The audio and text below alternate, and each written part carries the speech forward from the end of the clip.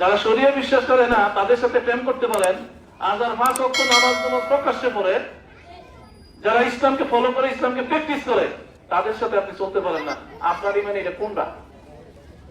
জামায়াত ইসলামী মতো একটি রাইজিং পাওয়ারকে, শক্তিকে স্তব্ধ করে দেওয়ার জন্য 71 ইস্যুকে বারবার জামাত ইসলামীর ঘাড়ে চাপিয়ে দেওয়া হয়েছিল।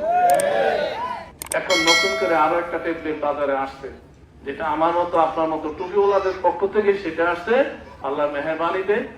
জাঞ্জিরা এই টেবলেটটা না খাওয়ায় মারাত্মক ভাবে এই ব্যবসায় তারা লস করেছে, পুঁজিও গেছে, আমও গেছে, সালাও গেছে।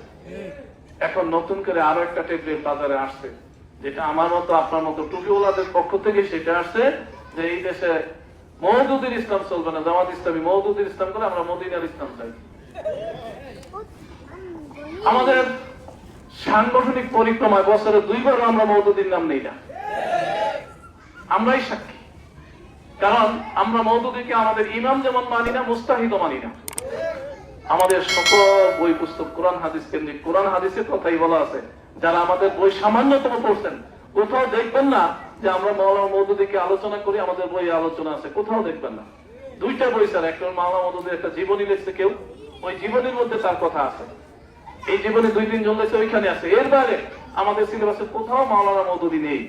আর আল্লাহর মেহেরবানিতে তারা সপ্তাহে 3-4 বার করে মাওলানা মওদুদীকে জিকির করে।